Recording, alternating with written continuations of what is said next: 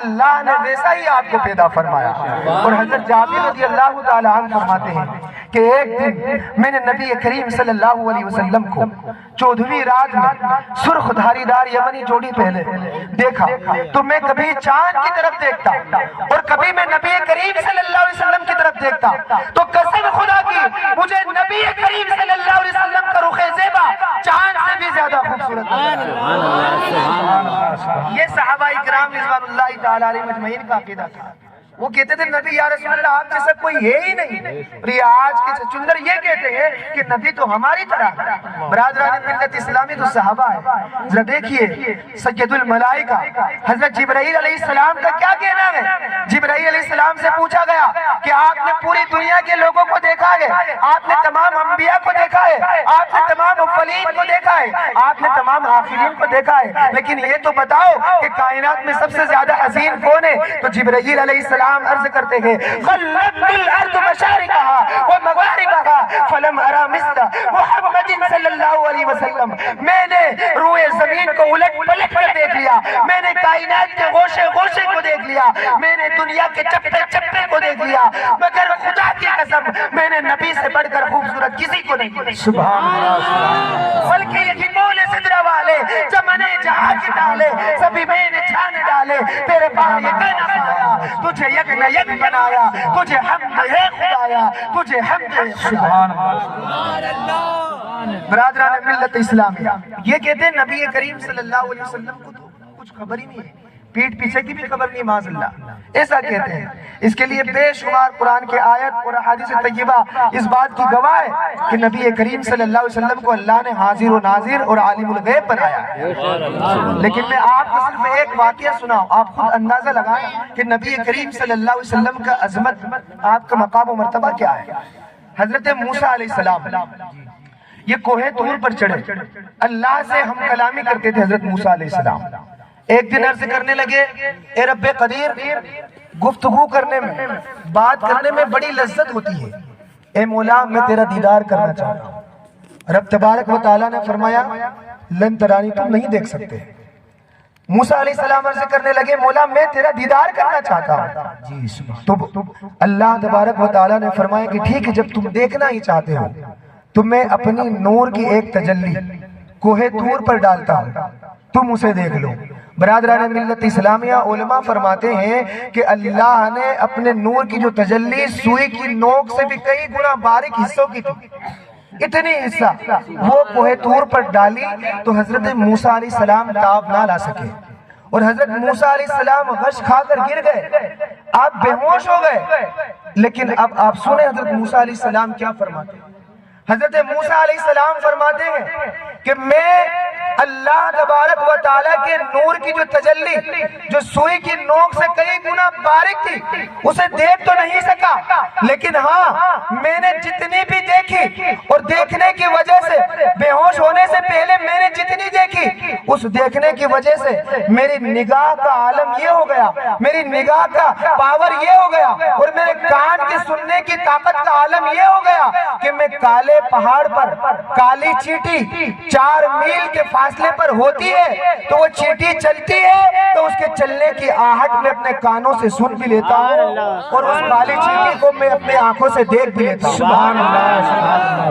موسیٰ علیہ السلام فرماتے ہیں میں اللہ کے نور کی تجلی کو دیکھ نہیں سکا، لیکن جتنی بھی دیکھا اس سے میرا پاور اتنا ہوا کہ میں کالے پہاڑ پر کالی چیٹی 4 میل کے فاصلے پر چلتی ہے تو میں اس کے چلنے کی آہٹ سن بھی لیتا ہوں اور اسے دیکھ بھی لیتا ہوں۔ اب میں آپ حضرات کی توجہ چاہوں گا کہ موسیٰ علیہ السلام کہ جنہوں نے اللہ کے نور کی تجلی کو صحیح سے دیکھ بھی نہیں سکے اور دیکھ کر بے ہوش ہو گئے تو ان کی نگاہ کا یہ عالم ہو گیا کہ وہ کالے پہاڑ پر کالی چیٹی دیکھ بھی لیتے گئے اور اس کے چلنے کی آہٹ سن بھی لیتے گئے۔ تو مجھے کہنے نہیں دیا جائے کہ اس نبی آخر الزمان صلی اللہ علیہ وسلم کے علم کا عالم کیا ہوگا، ان کے کان کا عالم کیا ہوگا، ان کی آنکھوں کی روشنی کا عالم کیا ہوگا کہ جنہوں نے اللہ کے نور کی تجلی کی نہیں بلکہ اس نور والے رب کو آمنے سامنے سے دیکھا۔ سبحان اللہ۔ نعرہ تکبیر، نعرہ رسالت، یا رسول اللہ، یا رسول اللہ، زندہ باد، زندہ باد۔ زندہ باد، خواجہ ورثہ کانفرنس زندہ باد، یا رسول اللہ، اعلیٰ حضرت عظیم البرکت مجددین و ملت الشاہ امام احمد رضا خان فاضل بریلوی علیہ رحمت و رضوان فرماتے ہیں، اور کوئی غیب کیا تم سے نہیں آؤ بھلا، جب نہ خدا ہی چھپا تم پہ کروڑوں سبحان اللہ۔ تو برادران ملت اسلامیہ، یہ شان نبی آخر الزمان صلی اللہ علیہ وسلم کی، لیکن یہ لوگ نبی کریم صلی اللہ علیہ وسلم کی شان میں گستاخیاں کرتے ہیں، اور ہم لوگ ان سے رشتہ داریاں کر رہے ہیں، اور یہ رشتہ داری کرنے کی وجہ سے ہی آج وہابیت دیوبندیت ہماری سماج کے اندر پھیلتی چلی جا رہی ہے۔ اور ہماری قوم کے جو ٹھیکیدار ہیں، جو ہمارے قوم کے جو بڑے لوگ ہیں، وہ کہتے ہیں یہ مولاناؤں کا جھگڑا ہے آپس، وہ تو جو ہے وہ تو اللہ رسول کی بات کرتے ہیں، اور یہ مولانا ان کی بات کرتے ہیں۔ برادران ملت اسلامیہ وہ کہتے ہیں کہ یہ تو اللہ والے ہیں، اور یہ کہہ کر بات کو ختم کر دیتے ہیں اور وہ رشتہ داریاں کروا دیتے ہیں۔ اب ذرا صحابہ اکرام کی زندگی کو غور تو کرو کہ گستاخ رسول سے ان کا کیسا معاملہ تھا، اور آج ہمیں کہ ان سے رشتہ داریاں کر رہے ہیں، ان کے ساتھ کھا رہے ہیں، پی رہے ہیں، ان کو دعوت دے رہے ہیں، ان کی تعظیم کر رہے ہیں۔ برادران ملت، اس ایک واقعہ میں آپ حضرات کے سامنے رکھوں، آپ اندازہ لگائیں کہ صحابہ اکرام رضوان اللہ تعالی علیہم اجمعین کو اللہ کے رسول صلی اللہ علیہ وسلم سے کیسی محبت ہوا کرتی تھی۔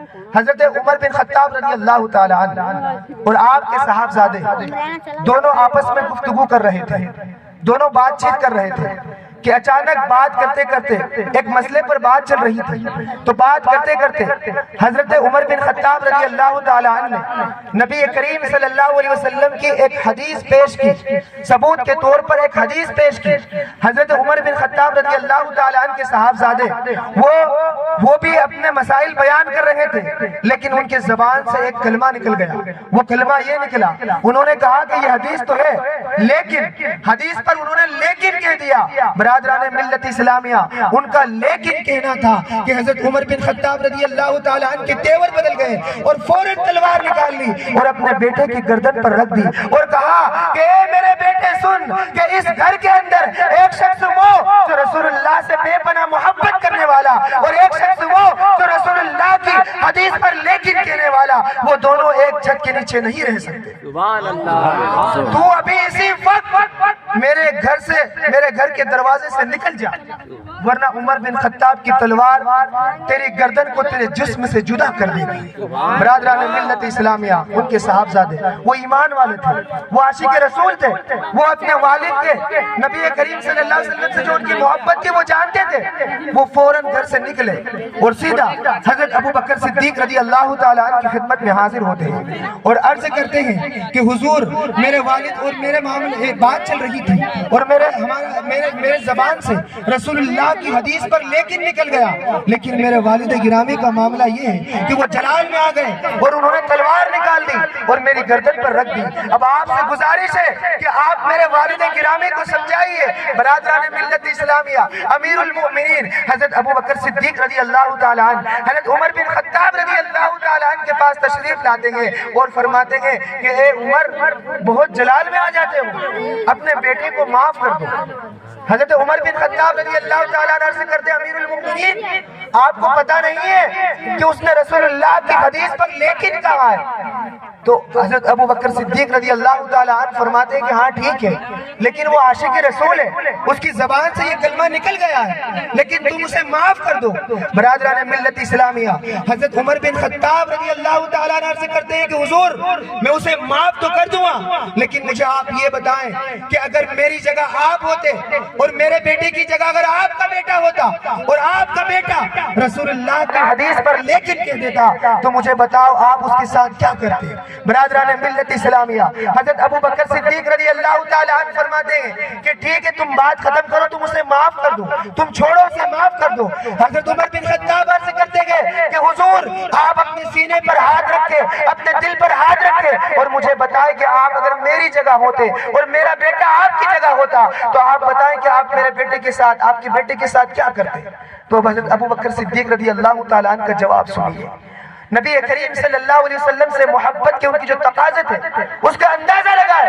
حضرت ابوبکر صدیق رضی اللہ تعالیٰ عنہ فرماتے ہیں کہ اے عمر سنو، اگر میرے بیٹے کی جگہ، تمہارے بیٹے کی جگہ اگر میرا بیٹا ہوتا اور وہ رسول اللہ کی حدیث پر لیکن کہہ دیتا اور تمہاری جگہ میں ہوتا تو اے عمر میں اپنی تلوار نکال کر صرف اس کے گردن پر نہیں رکھتا بلکہ قسم خدا کی اپنی تلوار سے اس کی گردن کو اس کے سر سے جدا کر دیتا. یہ محبت تھی نبی کریم صلی اللہ علیہ وسلم سے ان لوگوں کی. لیکن آج نبی کریم صلی اللہ علیہ وسلم کی شان میں گستاخیاں کرنے والوں کے ساتھ ان کی تعظیم کرتے ہیں، ان سے رشتہ داریاں کرتے ہیں. تو آپ سے گزارش ہے کہ وہابی دیوبندی آپ سے کتنی بھی میٹھی بات کر لے، آپ سے کتنی بھی اللہ اور رسول کی بات کر لے، لیکن آپ ان کے بہکاوے میں نہ ہو، ان سے رشتہ داریاں نہ کرو، کیونکہ یہ تمہارے بہکاوے میں آ گئے تو تمہاری آخرت تباہ و برباد ہو سکتی ہے. درود پاک پڑھ لیجیے صلی اللہ علیہ وسلم صلی اللہ علیہ وسلم. برادران ملت اسلامیہ، بس تھوڑی دیر میں آپ حضرات کے سامنے اور حاضر ہوں. جو آیت کریمہ میں نے پڑھنے کا شرف حاصل کیا تھا وہ اس کے اوپر تھوڑی دیر میں گفتگو کروں اور پھر انشاءاللہ میں اپنی تقریر کو سمیٹتا ہوں. دیکھیے، ہمارا مقصد ہم یہ سمجھے کہ آخر اللہ نے ہمیں کیوں پیدا فرمایا. اللہ نے جو دنیا کی جتنی بھی چیز ہے، ہر چیز اللہ نے کسی نہ کسی مقصد کے تحت بنائی.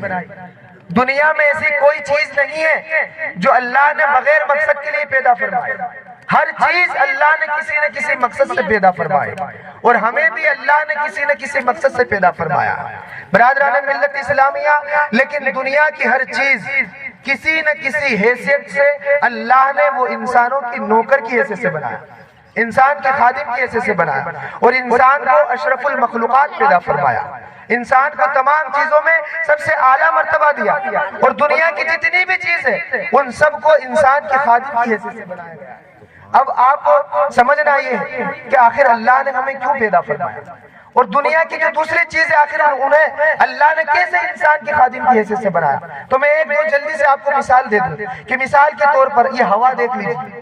یہ جو ہوا ہے یہ اللہ نے انسان کی خادم کی حیثیت سے بنایا. اگر یہ ہوا نہیں ہوتی تو ہم اس دنیا کے اندر ہمارا جینا دشوار ہو جاتا، ہم اس دنیا کے اندر ہرگز نہیں جی پاتے. آخر کیسے؟ اگر ہوا نہیں ہوتی تو ہم سانس کیسے لیتے؟ معلوم ہوا کہ یہ جو ہوا ہے یہ اللہ نے انسان کی خادم کی حیثیت سے بنایا. پانی کو دیکھ لیجئے آپ، یہ پانی ہے، اسے بھی اللہ نے انسان کی نوکر کی حیثیت سے بنایا، انسان کی خادم کی حیثیت سے بنایا. آپ کہیں گے کیسے؟ آپ دیکھیں گے اگر ہم کو پیاس لگتی ہے، اگر پانی نہ ہوتا تو ہم اپنی زندگی کو کیسے اس دنیا کے اندر گزارتے؟ تو معلوم ہوا کہ جو پانی ہے یہ اللہ نے انسان کی نوکر اور خادم کی حیثیت سے بنایا. اسی طریقے سے دنیا کی ہر چیز پر جب آپ غور کریں گے تو آپ کو یہ پتا چلے گا کہ کسی نہ کسی حیثیت سے ہر چیز انسان کے خادم اور نوکر معلوم ہوتی ہے. لیکن سوال یہ ہے کہ آخر اللہ نے انسانوں کو کیوں پیدا فرمایا؟ یہ سوال ہے.